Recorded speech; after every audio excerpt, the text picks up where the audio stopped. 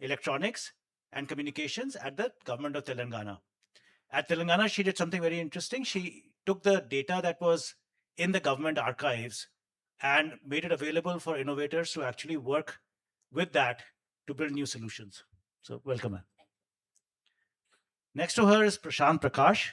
He's a founding partner of Excel, and he's also a board member of ACT Foundation.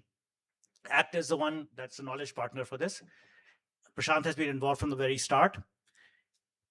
He's a pioneering venture capitalist who has helped shape the country's startup ecosystem.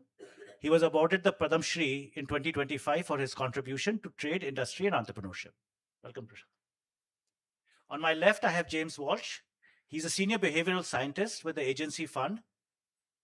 He advances social innovation through strategic planning, cross-sector partnerships, and resource mobilization. He focuses on building scalable solutions to complex global challenges, helping communities achieve sustainable, lasting impact. He's also been involved with some of the work that we have done with one of our portfolio companies at ACT in the area of education. Thanks, James. And then we have the people who are actually doing some serious work on the ground. We have Ramakant. Ramakant is a co-founder of Visa. Visa is one of the leading healthcare bots. It's for mental health. It's working across 100 countries with 1 billion conversations that are happening across multiple languages. A quick background, Visa used to be in English only. And during COVID, we worked with them to actually bring it to Hindi. And in that process, they made it multilingual. So that has really scaled the business. And last, I have Utkarsh Saxena. Utkarsh is the co-founder and CEO of Adalat AI. As the name suggests, you know what this is about. They work across India's justice and policy ecosystem, including at the Supreme Court of India, on court reform, marriage equality litigation, and reducing judicial backlogs. He holds an LLM from Harvard Law School and a master's from the Harvard Kennedy School. Welcome. So on that note, maybe I'll just give a little bit of a sort of set the stage for what this discussion is about. And then we'll do a short video after that about one of our portfolio companies. So the question that is in front of us is, as AI adoption accelerates globally, a critical question that we in India have to sort of think through is, can AI help narrow our social and economic divides, or will it deepen them? The reason why we're having this discussion is ACT, as a philanthropic organization, has been working very closely with various entrepreneurs in this area of bringing technology-led innovation to either public education, public health, or the environment. All three areas are big problems. And to do it at scale, we believe that technology, and now AI in particular, has a big role to play. But what we also believe, that building for Bharat is not necessarily just copying what is happening in Silicon Valley. And we have to think about it differently. So today's conversation is not what AI can do in theory, but what it takes to deliver real outcomes. Not just innovation, but at the last mile, in clinics, classrooms, courts, and communities. We'll focus on three things. What breaks when AI meets real users and real systems? You all had lunch outside. Did you see any AI working there? Right? That's the challenge. Second, how does trust, safety, and explainability get designed from day one, and with what end user in mind and front and center? And lastly, what needs to change across government, capital, and builders for AI to scale responsibly? So those are the three questions that we'll deal with. I'll start with the first question, right? So, ma'am, I'll start with you. You have been very involved at the, sorry, I've been told, yes, the video. Can somebody play the video? Sorry, I'll just...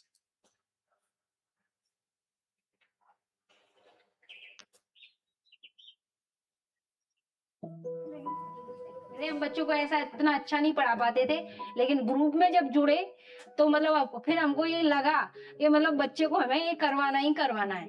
मतलब हमारा बच्चा भी बहुत active हो गया पहले से. पहले इतना एक्टिव नहीं था, अब बहुत एक्टिव है.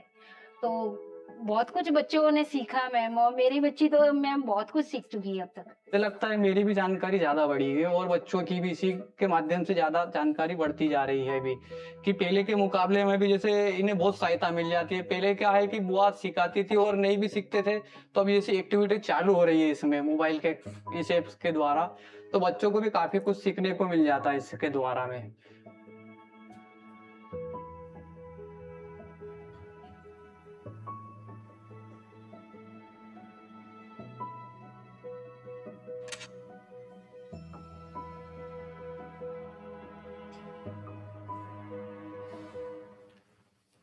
So these are Rocket Learning, and the team there has actually scaled very well. James has been very involved in that journey. And James, I'll come to you after I, ask this question.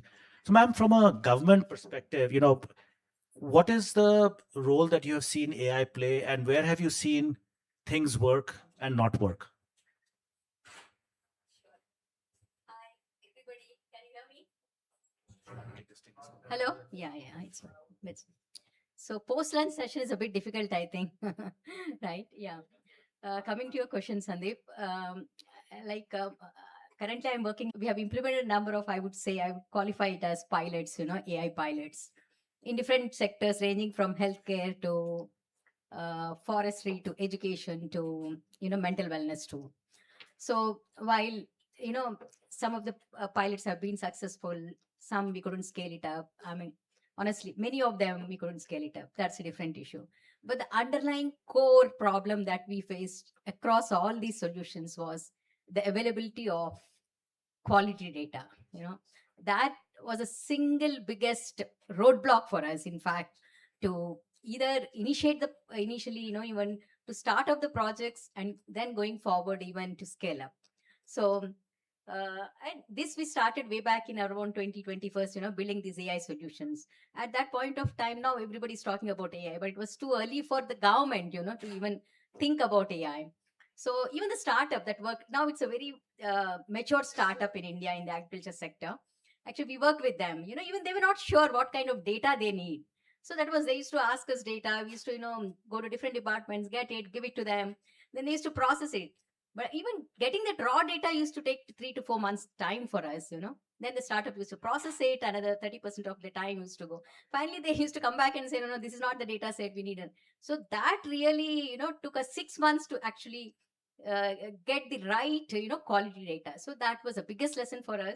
And based on those learnings, in Telangana, we built the agriculture data exchange platform initially. That made all the data related to agriculture. It's now, this we did 2 years back. It's now running, up and running, and, startups and others are using data. Based on the success of that, we actually extended that from agriculture to other sectors as well.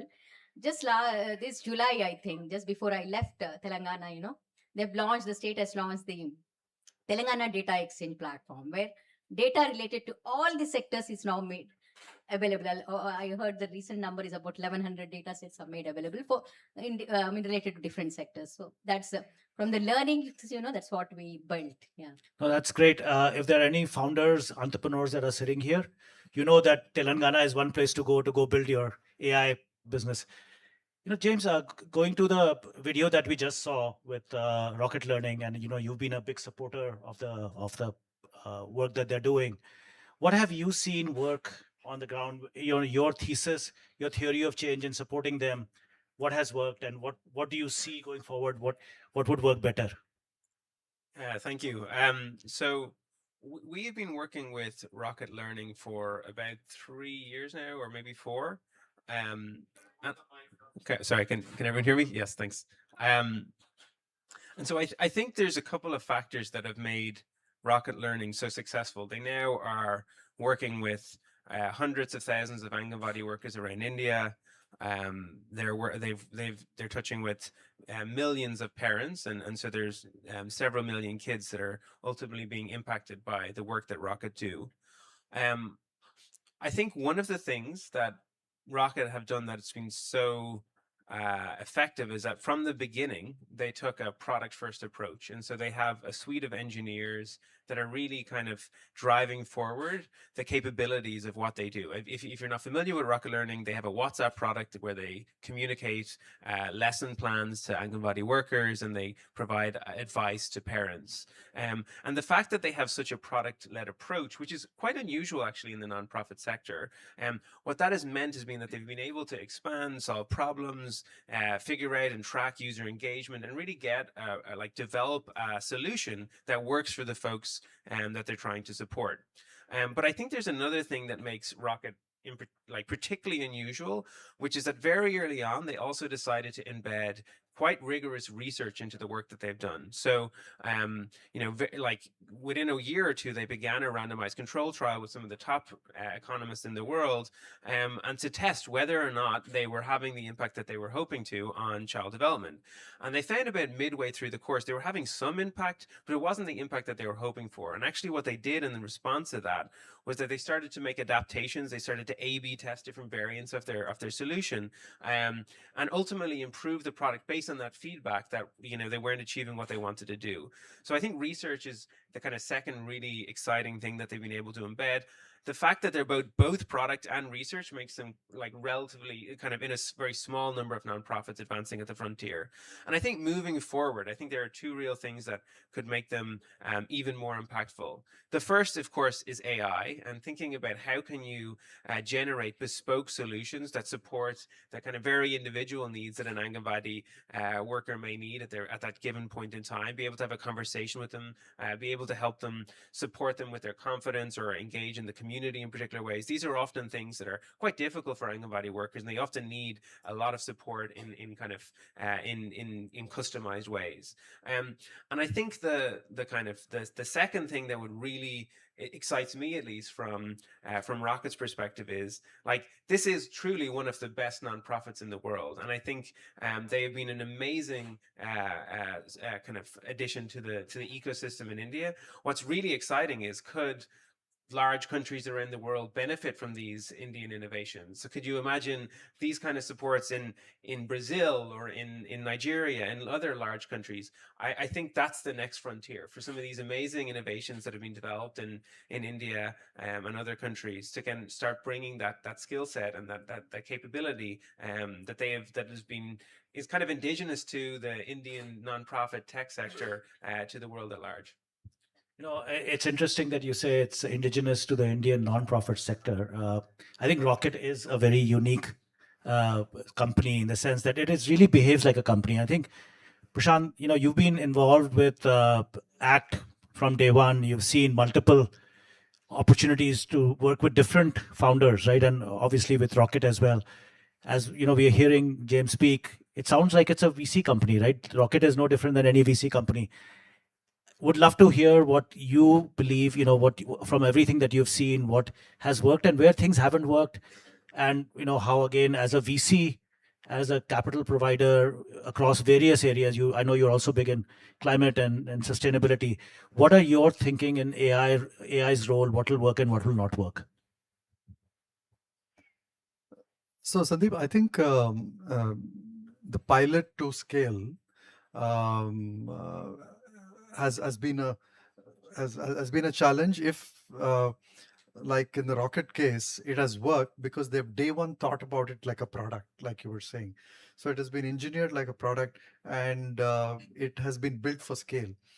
Now with AI, this starts getting even more complex, because AI systems, even at the pilot stage, can be slightly compute intensive, and the capital allocation becomes a problem. So when you so in some very early days in AI only products, what we are seeing is so unless it is something that is very monetizable, even for Bharat, unless it's like test prep, very monetizable, different price point, even at a very different price point, you'll be able to kind of quickly do a pilot and see product market fit, right?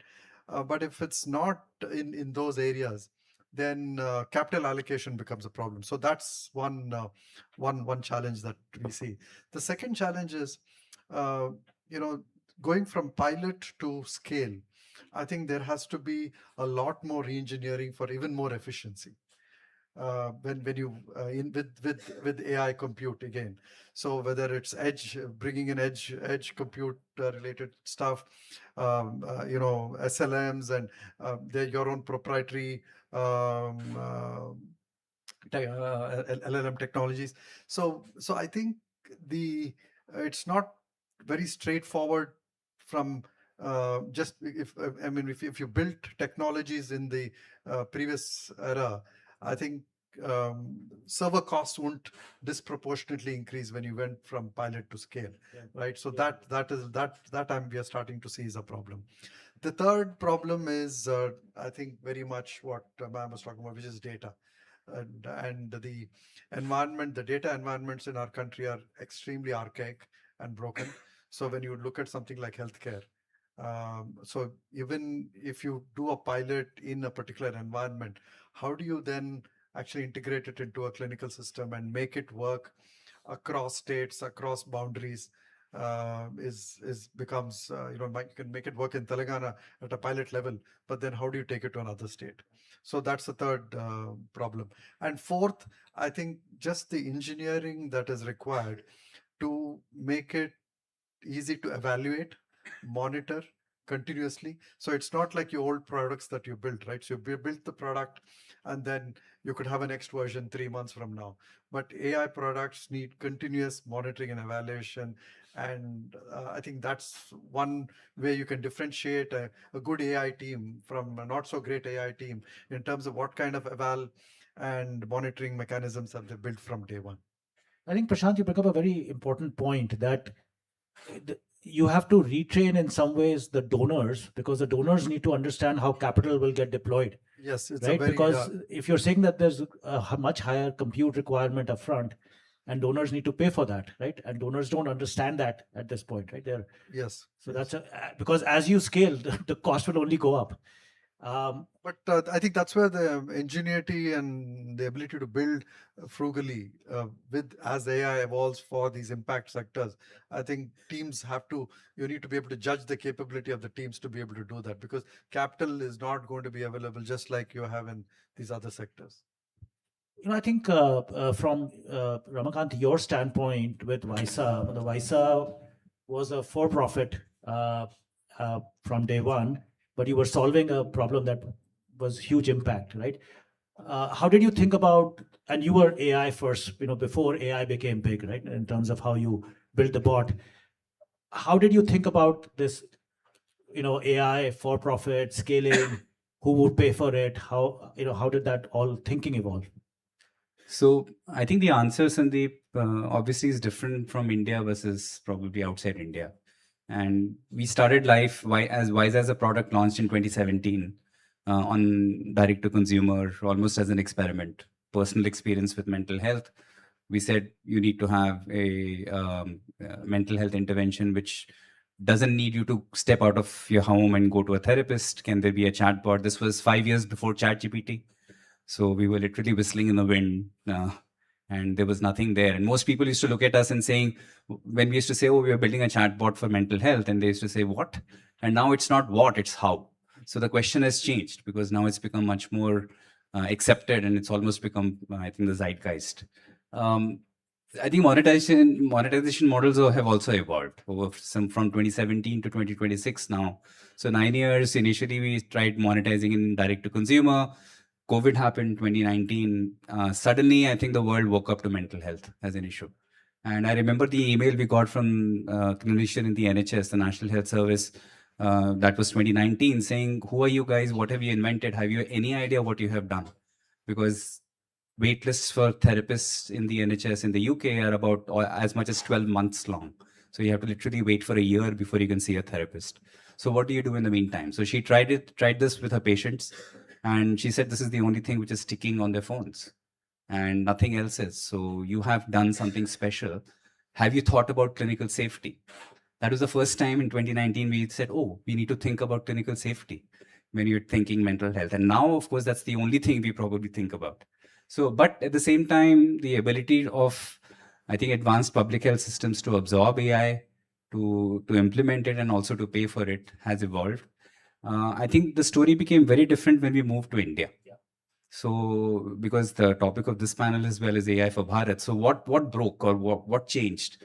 So, we started life as a chatbot for mental health, and then we came to Bharat, and one chatbot didn't work, mental health didn't work. So you're like, what do you do now? Basically, we wanted to implement this as a mental health intervention for young people, saying that it's a very vulnerable time in their lives. There's huge amount of neuroplasticity. The intervention has a generational impact because it impacts families for many, especially if you're thinking about young girls. So, which is the target group which we wanted to go after. But then we also realized that you also have to go beyond the English language speaking, the people in this room. And if you wanted to go to, say, a municipal school in Raigad in Maharashtra, we are working with the Women and Child Development Ministry in Maharashtra right now. So we realized that a chatbot format doesn't work because one, the girl doesn't have access to a phone. She probably borrows a phone from her mother twice, maybe 2 hours a day. It's also very closely monitored. And the consumption pattern is very different. The user behavior is very different. And nobody's willing to pay for it. So you cannot build a business model around here. So then, obviously, lots of bloody noses later, I think, chanced upon or we created a product which said that this should not be a digital intervention.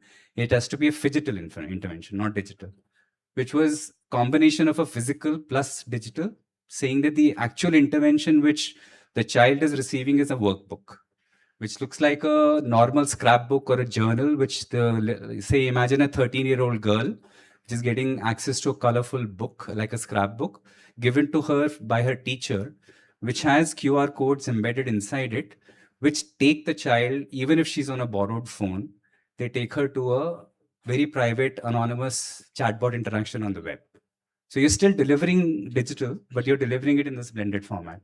And the second thing is nobody's going to pay for a mental health intervention. So we said this actually has to become socio-emotional learning. So this is a skill building intervention, and there are budgets for books. Mm-hmm.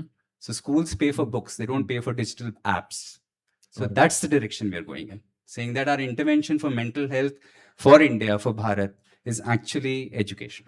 So, ma'am, I'll come to you before I'll go to Utkarsh later, because I think what Ramakant is outlining here in terms of how AI will come to India, you mentioned this a little bit, but the government will have a big role to play, because to the point that Prashant made, that the cost of rolling out AI interventions will be expensive. And the government is already doing some work in this.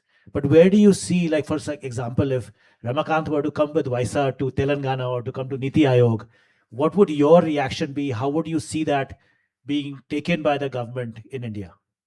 I can actually share one example.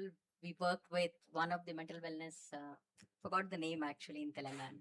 So, and government of India is also doing that, currently subsidizing the compute. That's one way of, helping the startups where the cost of compute is borne by the government, because at the end of the day, as someone said, we don't look as a government, we don't look at profits, but we look at impact or, solving a certain problem. So that's the main thing that the government looks at. So the compute is one thing. And one of the biggest challenge startups face, is access to, if it's an agri-tech solution, access to farmers.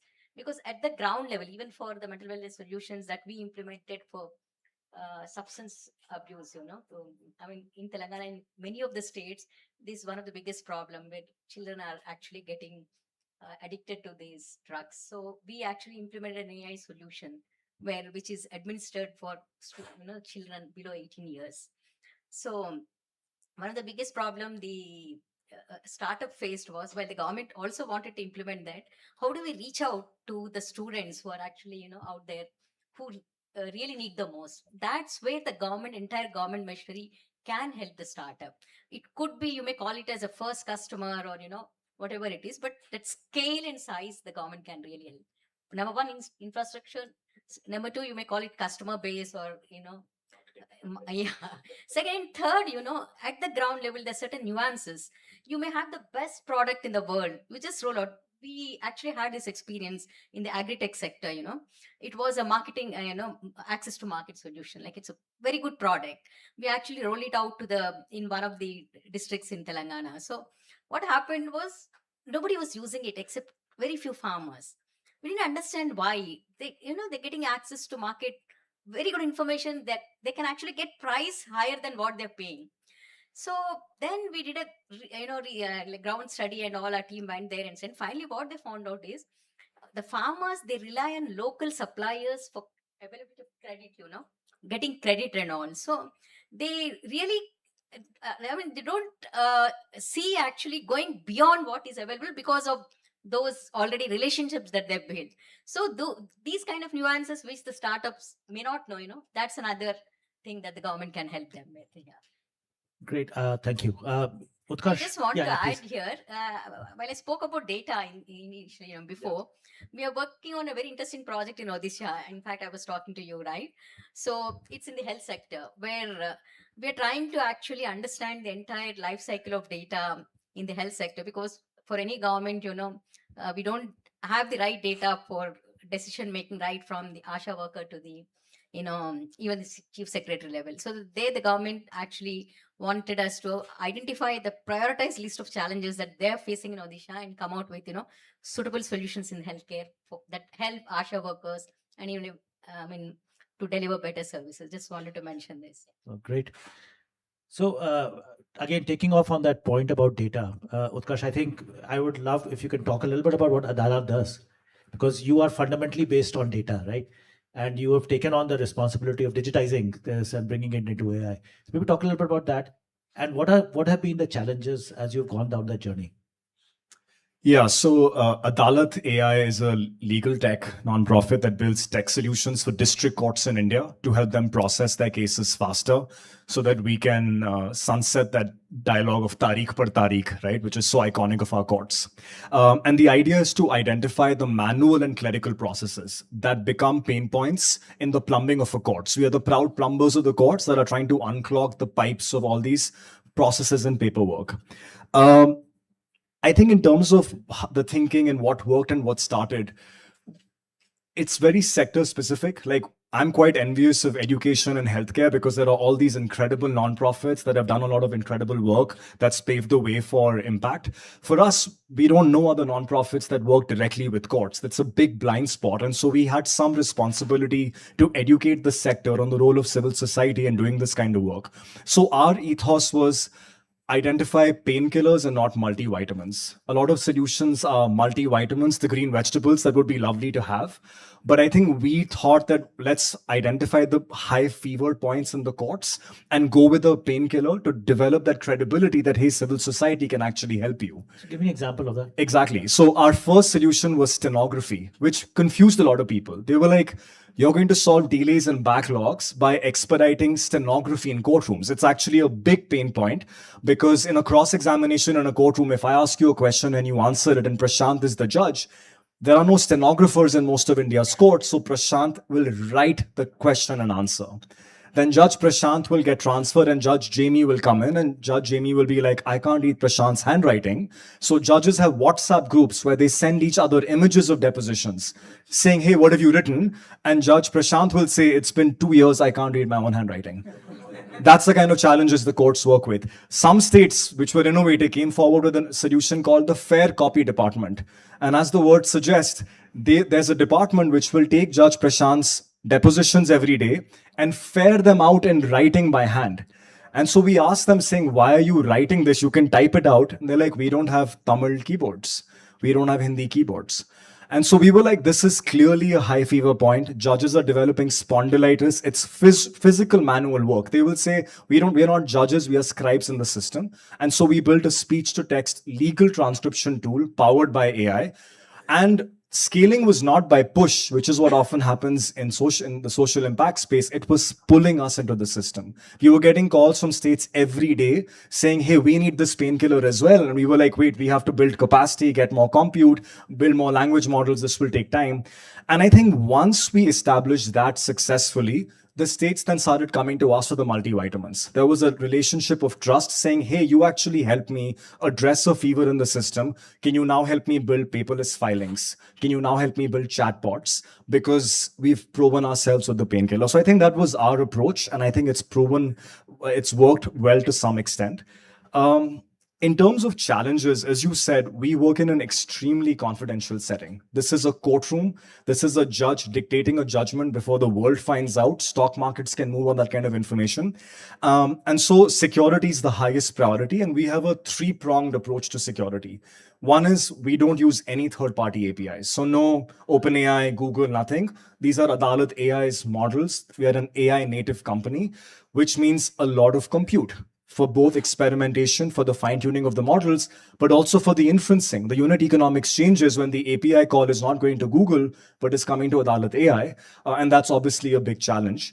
The second is we have to think about encryption systems. This is extremely sensitive databases. And so we've kind of built a blockchain kind of decentralized encryption system where each judge gets an encryption key. And to decrypt the database, you need every judge's localized local machine encryption key. And so security is a big challenge. And the third is just the peculiar nature of the domain and the language we use, right? As per the doctrine of res ipsa loquitur, per order 39, rule 1 and 2, whatever that means, all conversational speech to text collapses in a courtroom because the language is so pedantic, so technical, that we are kind of building our own speech to text models for our own languages. Law is its own language. One is Tamil and then one is legal Tamil. And so I think all of these complicate the work that we do, but I think this is unique for sovereign AI. And so we are really looking forward to more support on compute, number one. That if someone asks me what's the one thing that you would like more from the system, it's compute. And I would say to the C, I would add coordination in the compute. You know, I was just standing outside and I was talking to someone from an IIT, I won't name which one, and they were like, we're building this amazing chatbot that does this thing to demystify laws. And I was like, I know 5 other IITs and 3 other triple IITs that are doing the exact same thing. Why aren't the organizations talking to each other if compute is so precious? I'm not sure that there's as much thinking going into like using it in the most optimized and efficient way. So yeah, I think we've now kind of got a foot in the door with the painkiller. The system is now opening the door for us to build more end-to-end systems. But for that to happen at scale, compute is prerequisite. Prashant, I'm going to come back to you and to you, Jamie, as donors, funders in this. You've heard both. I think all three, in some ways, talk about compute being a big sort of bottleneck for impact, at least impact. You know, you're getting VCs to put money into other companies, but on the impact side, how do you see your organizations, you know, ACT or in your case, agency fund, actually playing a role in driving, making that change? You know, either of you can go.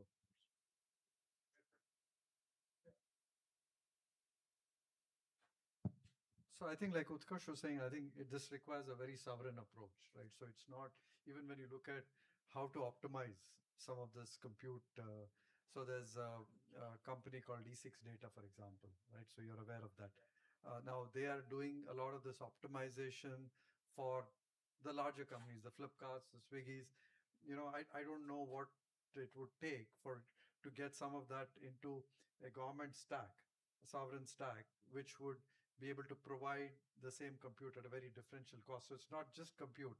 Can the government AI stack look at compute at a very differential, optimize it to a very differential cost, right? That's one. And I think over time, I would say, I think the solution is edge compute.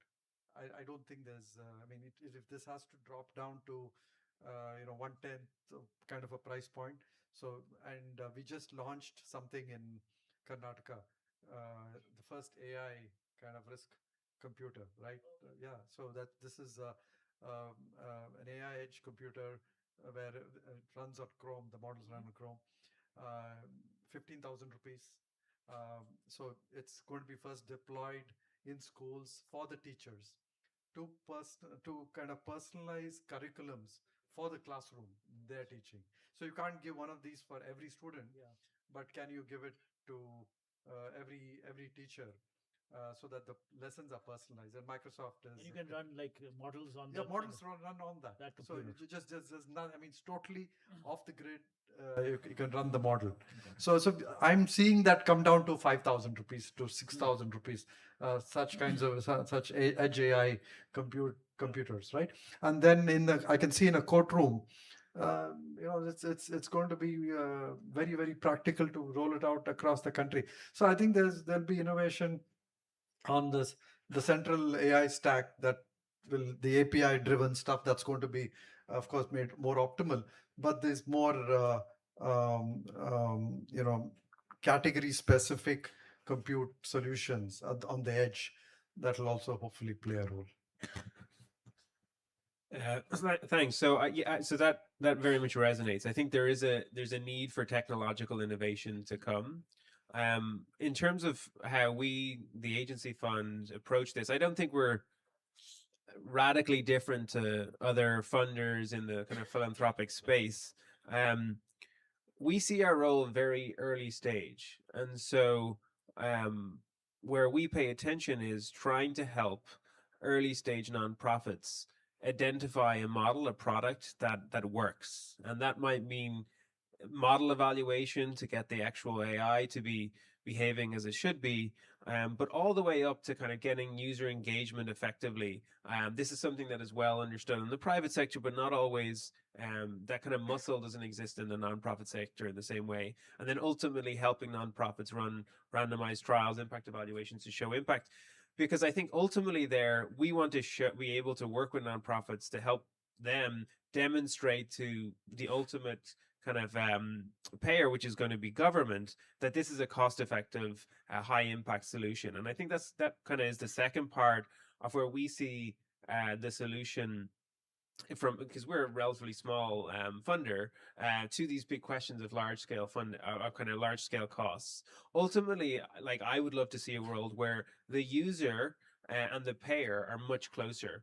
I don't think we want a world where, like, the Gates Foundation or the agency fund or whoever else are paying for indefinitely for things, not only because of the kind of the sustainability question, but also because, exactly to Utkarsh's point about, pain points, if the funder is the payer, the pain points that are going to be often solved are the funder's pain points. But really what you want is the nonprofit or the organization, the product, to be solving the pain points of the government, who are essentially acting on behalf of citizens. And so getting that much more close to citizens, I think, is ultimately better as well. So those are the two things. One is just helping nonprofits build products that work through evaluations, whether that's technical AI model evaluation or it's your standard kind of impact evaluation. And then the second is really helping find models where the user is the payer. And I loved hearing about the two stories that you guys had. I think that's a good, either of you take on what he just said. I'd like to probably add a different dimension. One is definitely because we are talking about AI and the cost of compute. But I think the cost of implementation, or the cost of actually rolling this out in real life, is not just compute. Or my sense is compute is probably a very small fraction of the cost you would need to incur to actually make this rollout at scale in government or in the public sphere in real life. And I'm talking about the transformation. I'm talking about the fact that you need to train people. You need to make sure that they're comfortable with whatever you're implementing. That's a non-trivial cost, not just in terms of energy and attention, but also in terms of money. And I had 2 or 3 different, just in terms of our work on the ground, both with in Maharashtra, and now we are about to do something very significant in Meghalaya as well. And we're talking to the government of Punjab, and we are just won a $7 million 5-year grant with the Wellcome Trust as a clinical trial to actually implement this in UP. So there are multiple places where we are doing this, and I think we are very quickly realizing that AI is not just tech; it is tech plus people. And in the mental health space or in the emotional resilience and skill building space, you do need to, for example, gain the young girl's trust. And how do you do that? You need to think laterally, or you need to think very non-tech wise, saying, go with the teacher and don't go out and say, hey, here is an app or here is a digital solution which you need. You need to get the parent on your side. So how do you do that? So you need to first get the government to say, look, we are backing this. And then we are now sending letters to each of the parents of all the children in school saying this is actually supported by the government of Maharashtra, so that they allow their children to actually use the service. So these are non-trivial problems. And if you don't think about them, then the tech will just be a piece of tech lying on the shelf. That's a very good point, that the systemic change actually ends up in many cases stopping things. And that probably is true for you more than anybody else, right? Oh, yeah, absolutely. I think any impact has behavioral change behind it, and convincing judges who are pretty set in their ways, who aren't usually told how to do their work, to now be told how to change their workflows is very radical. And so it's a twin engine mission. I completely agree. Part of it is tech, and that's only a part of it. The other big part of it is programming, to actually train and workshop with the audience and the population that needs to use the technology, because otherwise the product is not going to see that kind of uptake. So we actually work and workshop with the judges, but then with the stenographers, the court clerk, the court record keeper, the whole team around the judge that operates in a courtroom, so that the technology is internalized in their workflow and is actually implemented in court. And that requires sometimes bottom-up approaches where you can kind of go and work with courts and do all of it. But honestly, in our setting, because it's the law, top-down approaches also work very effectively. So we've seen very clear impact of things like mandates. Kerala became the first state in the world a few months ago to mandate us as an AI solution in every courtroom to transcribe court proceedings. And while we had seen very healthy uptake till then, the level up, I mean, after that has been absolutely transformational. And the it's government pays for that as a partly, not entirely, but partly. And now it's become a precedent for other states. But I was going to come to the second point, which is that the end goal for us and many other organizations is government adoption. And today they don't have the compute to run these systems.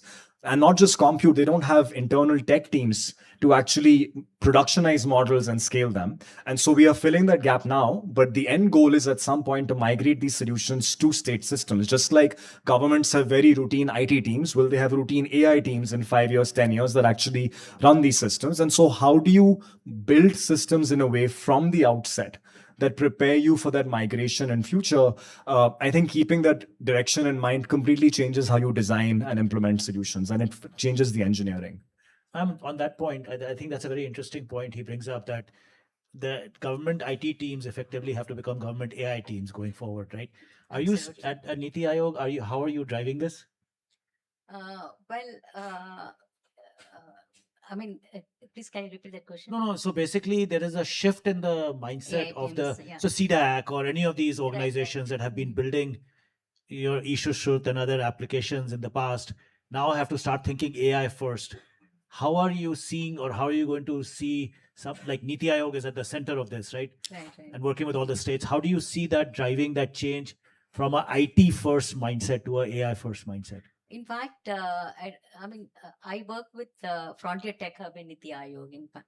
So, which actually looks at different technologies, how it's going to impact, India for the next 10 years, and we come out with a roadmap. So, one of the roadmap that we have recently launched a couple of months back, 2 months back, is AI for jobs, wherein we have identified actually different profiles of individuals, what are the roles that are going to change, different roles that are new roles that are going to be created, and what are the jobs that are going to be lost. And we actually came out with certain recommendations to the government as to how the government should be prepared for it. I mean, since it was part of the budget, I'm not sure if I can speak now about it. We actually recommended setting up a AI talent mission, across the governments.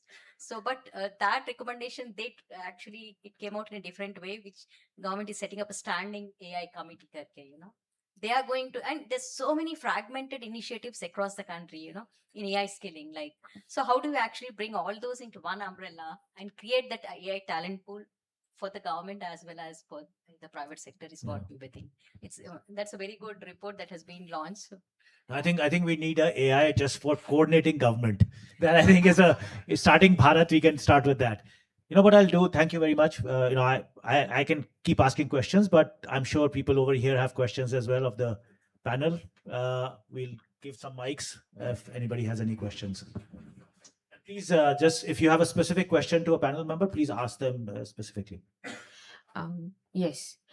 So when we are talking about education and a person who's working in education, I wanted to understand from law to healthcare to the education system that we are talking about, any individual that is going to be like taking a job in future, how skills and capacities are being changed from 21st century skills to AI skills? What will be replaced by the skills that are required to for a person to, let's say, work with AI? Or what are all sort of changes in curriculum are required per se to know where the students are going to head in future? So that is one question that I wanted to ask. Sure. Yeah. That's exactly what I said before. We came out with a roadmap which actually identifies all that. At what level we need to actually introduce AI courses, so that students right from certain level understand AI first, as you rightly said. So, and Government of India under Ministry of Education, they also actually set up NSDs, National Skill Development, centers, where they're actually offering these AI courses. That's one aspect of it. Second, MSMEs, that's one of the biggest sector in India. They contribute almost more than 50% to the GDP, but they don't actually use technology and forget about AI. So that is one sector where the government is also focusing on to build skills so that their productivity increases. So one study that was done earlier, long back, said that why is that the MSMEs remain without, improving their income and returns on. So one of the biggest, roadblock for them is they don't use technology. Forget about AI. Even basic IT tools also they don't use. So you need to start from there. Build the technology and then come to AI. So, but again, MSMEs are into different levels of maturity. Certain MSMEs they do have technology. Then how do you introduce AI to them? That's a planned approach, strategic approach. You need to actually adopt. So right from schools to colleges to undergrads to PGs to fellowships. There's a whole life cycle, level of educational programs we are actually recommending. Hi.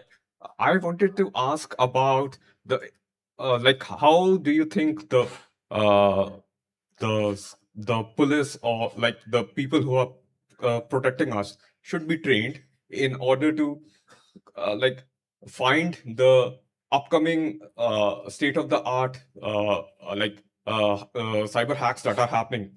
Plus, like how do you the my second query will be it should be in those regional languages, and like how should like not just the training but the inference from the inference sides of things, how should that be done? Yeah. No, I think this is something that MHA recognizes is a need. This issue of obviously there has been cyber hacks, and particularly those that have been targeted towards financial crimes and so on. And today, I would say it's probably one of the first topmost things that the government is looking at from a protection perspective. You're seeing the RBI is involved in this, the Home Ministry is involved in this, the various banks. There's a lot more. It starts with awareness. Number one is in cyber the likely victim is the one that has to be made aware that these things can happen. And there is a huge budget that is now has been created around awareness in particular. But beyond that, Some 25,000, or something is given as yeah. I mean, people who lose money, they're going to government is going to pay something like that. So there is understanding of that. Now the problem that you're highlighting is a global problem. It is not just an India specific problem, and the solutions are also have to be done at that level of scale. So I don't think this is something that is just a Bharat problem. The advantage and obviously you are aware of what Sarvam and others are doing, but the level of voice capabilities that are getting built in AI and solutions in India is actually a very big positive for us. Vaisa explained that. But one of the things that we are seeing is voice is going to become the primary means of communicating with technology in India. We're already seeing a lot of that happen. Adalat is a great example of all transcription, everything is happening now. Voice makes technology accessible, and these problems require that accessibility, right? Somebody should feel comfortable being able to communicate and say, this is what has happened to me. So I think. And just to add, most of these police departments, they have cybersecurity cells within their organizations, and they're well equipped, both technically, they have the kind of expertise also built within the organizations that's being done. Sorry. Hi, sir. My question is to Mr. Utkarsh. Sir, I was reading a newspaper report recently in which there have been two startups which have come up, in which they have built an AI model which studies the material which is published by the companies which are listed on the stock market. So they do all those stuff to analyze. So they say there are 3,000 to 5,000 paper report that a single company submits to the stock exchange, by which people can actually analyze and make the decision to kind of forecast what and when they do need to put in money, and when they do need to take it back. So I was seeing a startup pitch also on a similar note, in which these AI generated models are actually transcripting it, making it short, and making it worthwhile for the people to actually analyze and then make a decision. But still, people find it very. What's the question? Yeah, so but still people think that when they transcript all of this and make it in a smaller decision making forum, do we still think that AI is equipped enough alone technologically to make it as a decision making forum for the people or the general public to answer to that? Yeah, so I'll take this to the legal context in which I work, because it's step one is transcribing what you're saying, right? So getting that accurately, which is already a hard problem because the language is whether it's finance or law is technical, it's Indian languages, we don't have technology for those interfaces. So that's one. And the second is to build that intelligence layer on top of that material that gleans and understands context, right? So for example, how to interpret a law, reading section 2A with section 10 of the act and drawing the import of the law is a human analytical skill which AI still hasn't figured out. So I think the next step which you're talking about actually requires a lot of work. It requires experts to become data annotators. Today, data annotators are largely those that are tagging speech output and text output and training models. Now the work is shifting to lawyers, financial experts, training these models so that the next layer of analysis comes in. And that's where the harder part is. I will though say that in the law, I am a little nervous about this being given out as legal advice. There are actually very serious risks or challenges around it. First, regulatory, the Bar Council, how do you allow a non-licensed lawyer to give legal advice and someone to act on the legal advice? And second, you could be held for professional malpractice. What are the kind of safeguards that someone can have? So you want to make this accessible, but while within the import of the law. And for finance, law, healthcare, the biggest challenge here will be how do regulations keep up? How does the regulatory framework enable these to provide technical information that's otherwise inaccessible, but also in a way that's safe? And that's going to be a big question mark for the regulatory space going forward. So we're just short of time. So last question. Should I go ahead? Yeah. This question is to Prashant and James. As philanthropists or funders of social impact, what are some key principles pre-AI and post-AI that you're looking in the post-AI environment that is guiding your philanthropy? Well, one of the things that so I work in development broadly, and so the thing that happened contemporaneously with AI becoming very popular was America decided it didn't want to do foreign aid anymore. And so that I think has transformed the whole conversation around what social impact can mean, in particular in contexts where public funds are limited. And I think what it has done is it has changed how people think about, how are we going to address problems like early childhood development, maternal health, moving really towards a focus on cost effectiveness, and delivering effective state capability in ways that are technology driven, and yeah, ultimately much less expensive. So that kind of focus on reducing costs by leveraging technology is what I see as the critical change. It's not so much that it didn't exist before.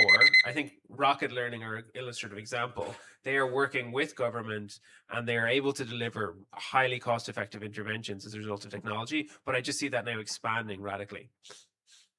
Last words. No, I think I'll just say that the more hairy problems that we would never, as philanthropists, were comfortable taking on, I think we'll take on bigger challenges and problems, and I think that's the shift you'll see. So hopefully, this diffusion of AI in a cost-effective manner to be able to solve these hairy problems is what we'll want to champion and take forward.